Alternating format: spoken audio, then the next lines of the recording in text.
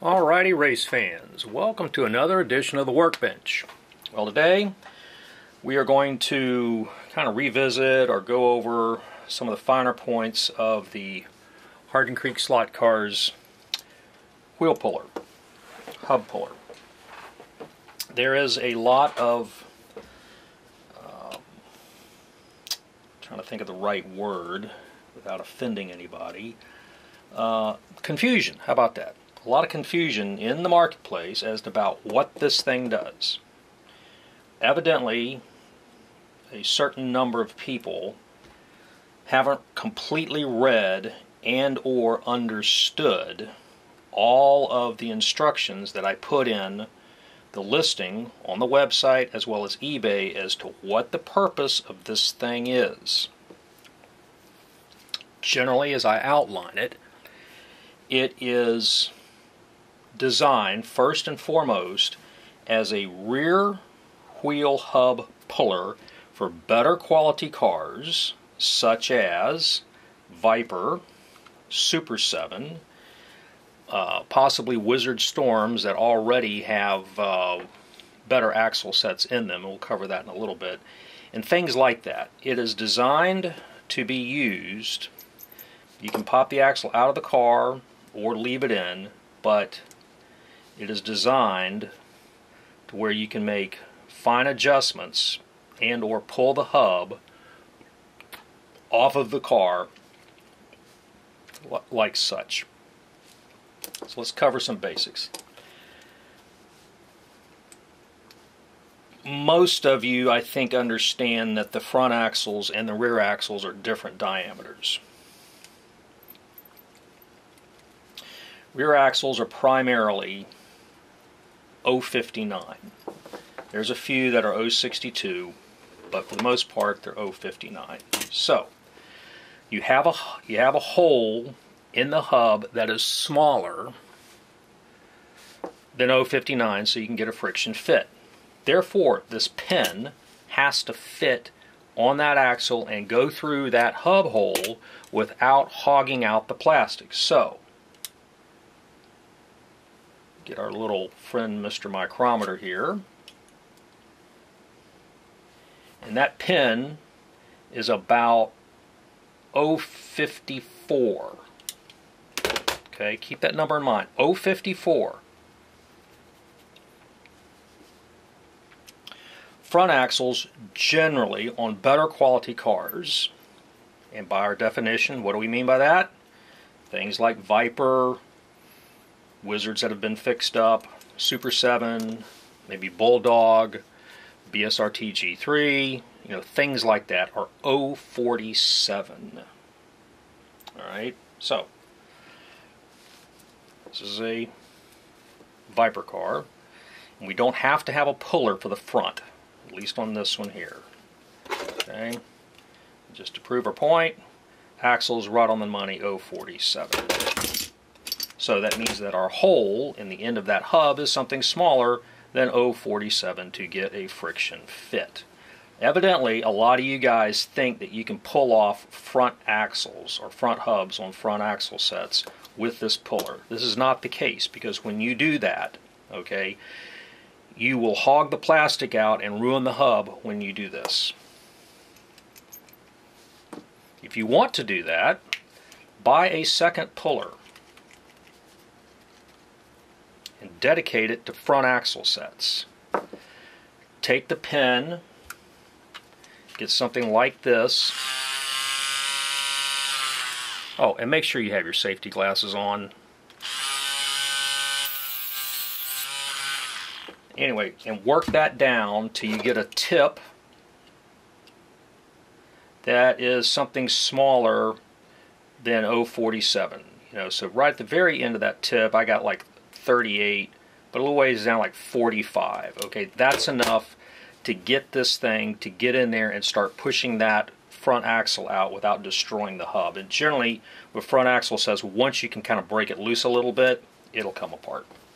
Okay, so that covers the basics of what this puller is supposed to do. It is not designed as it comes out of the box to take off front axle sets. Can the tool be modified to do that? Yes, that's your own risk. Okay? There's no way to make this tool such to where it'll do both things, because then you'll have a pin, okay, that is much smaller than what can stand the pressure of some rear axle sets. Okay? And when some of you think, well, why don't you put a drill blank in there? I guess we could do that, but then the cost of that tool might be another $5. Okay? Most of your standard pullers are a traditional U-frame. They don't work real good in this application because it's just funky. Okay? Can they be used with the axles out of the car? Certainly. Okay? They do real good with that. They can pull gears out or whatever. This tool primarily is optimized first and foremost for rear hubs on better quality cars such as Viper, Scale Auto, Super 7, Bulldog, things like that. Okay? So, I had a customer, he was on eBay, sent me some pictures. He's like, something's wrong here, this tool's defective, blah, blah, blah, blah, blah. I've tried to pull the front axle off of an Auto World X-Traction car. He bent the pin at near 90 degrees and totally bulged out the saddle on this puller. And then he says, well, and the hub is still on the car. So I knew exactly what the clown did. So if you're listening, I'm not going to out your name, but evidently you don't have many mechanical skills or powers of observation. On these Auto World cars, on the front axle sets, you really just don't need a puller for it. But the way these things work, it's a quasi-independent front axle set. And they basically have kind of a nice chrome-plated nail that goes through one hub, and then that's kind of a larger diameter hole there, and that nail head goes into this other hub here where there is a high friction fit. So if you turn this wheel here, in reality the axle's not turning nor this hub. So you've got a nail head over here. Well, Mr. Brainiac went on ahead and somehow got this thing on here and put it on the nail head and just kept cranking and cranking and cranking and cranking and cranking till he bent the saddle and bent the pin. Okay? You just about don't need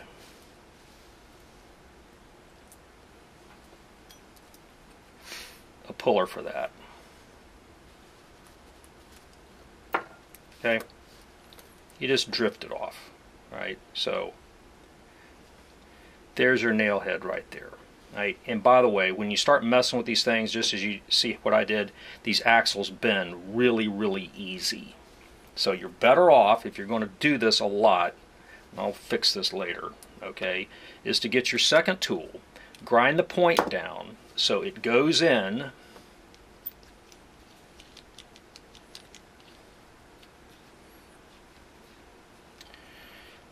the little front axle hole right in there, okay, and starts, right, and pops that thing out and at least gets it started.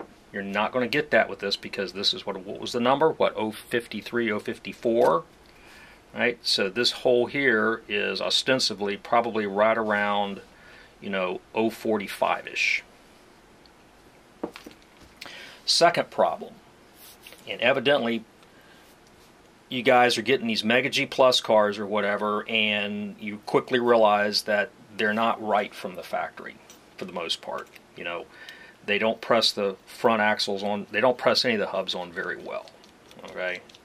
And I have an example here. I wish I still had the axles for it, but bought one of these here a couple months ago just to check it out. I got it, and none of the axles really rotated freely. So rather than try to pull off even with this puller, okay, you just cut the front axles off on those Mega G Plus cars. And the problem is the ends of these axles on these Mega G Plus cars has a heavy knurling, okay, or kind of a rough spline. And what that's designed to do by the infinite stupidity of our government safety Nazis is it's designed to where you can't, for little kids to chew the hubs off the car. Never mind they can chew the tire off, but the hubs certainly don't come off. So that makes it really, really difficult for any puller, even one that's been modified, to pull that thing off. It's a lot of force.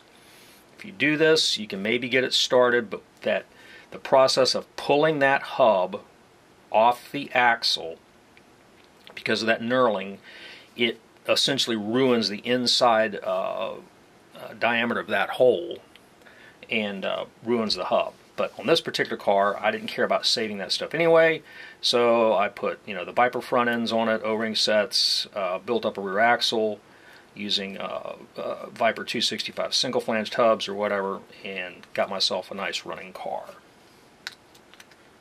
Alright, so that's that. Other problem that I outline. These Auto World cars, I talk about it in the notes. The new ones have what they call a blind rear axle hub hole. Okay, in other words, there's no hole in the end of that hub like there is on a better quality car, such as fill in the blank, where you can get any sort of puller on there to pull that off. You just got to take the tires off and figure out some way to wrench those off with pliers or something. And you may, in the process, not be able to save the rear axle, because this stuff is soft. However, older Aurora, AFX and Magna Tractions, that was not the case. They actually still had a hole in the rear axle hub. So pullers like this can work, okay? But still remember, front axle sets is independent, has got the nail. You can't use it on that side, and if you use it on this side here, make sure you have a proper pin diameter to do that. Going on more for old legacy stuff, let's talk about G+. Almost all the G+, in fact probably every G+, had a hole in the back hub to where you can use tools to pull things off. The front axle on these is basically stub axles, so no puller is going to work on this. There is a hole in that assembly right there, and it's got a stub axle. They put the wheel on, and then they put this little kind of a cap that goes in, and friction fits inside the thing. So getting these off is anybody's guess. There's not much of a reason to take them off anyway. Then let's cover another topic, Wizard Storm cars. This particular Storm Extreme. All the standard Storm Extreme front and rear axles have blind hubs. Pullers don't work on this car. What did I say? Blind hubs, pullers don't work on this car. You simply just have to replace the stuff, okay? Put a new axle set. With this here, you just got to do something to get in here and, drift.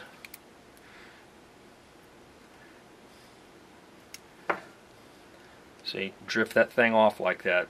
But these things are designed to where, it doesn't take a lot of rocket science to put these together. They just go on until they stop, okay?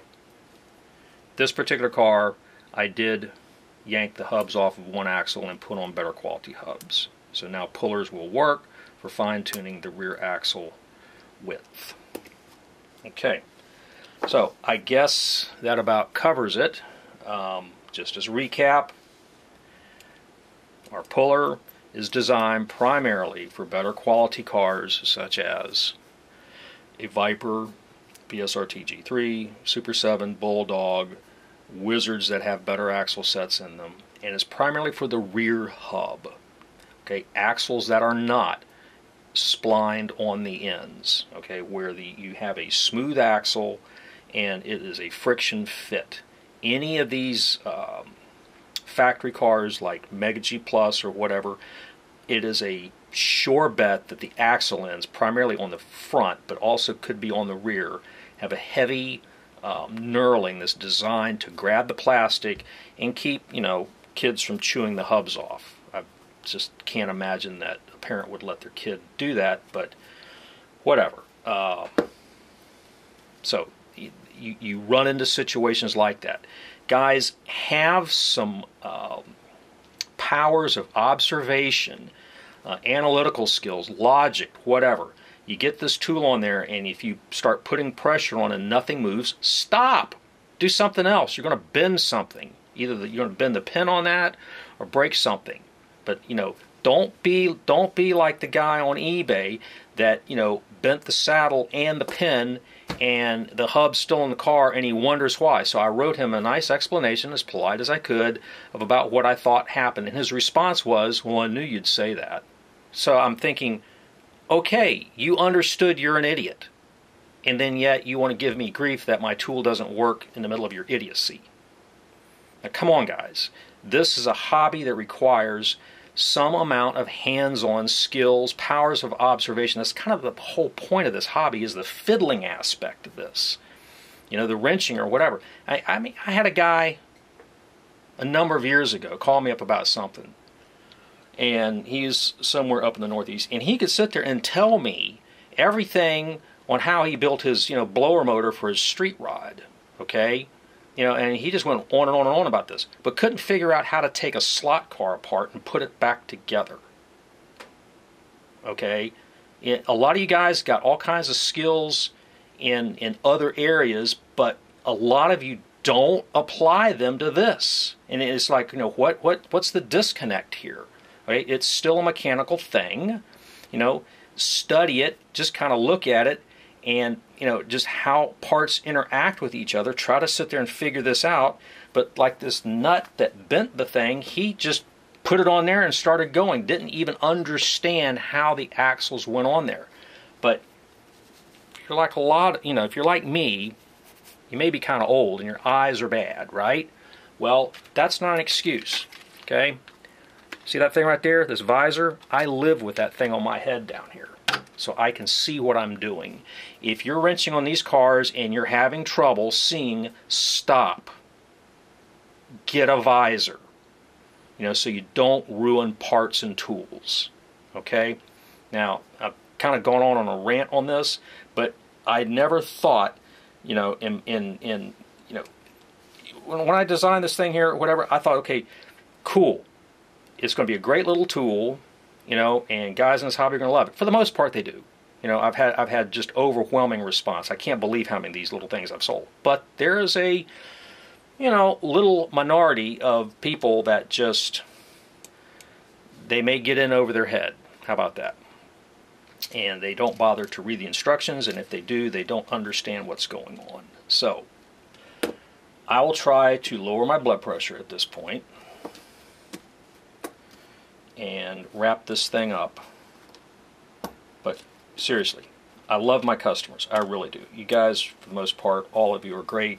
I just really appreciate all your business, because this is a full-time job, daylight to dark, 7 days a week. There is nothing else. This is it for me. Okay, and it does okay. I'm not complaining about that. But this little tool right here, for whatever reason, it's a litmus test. How about that? For a lot of people's skills. So, you get this thing.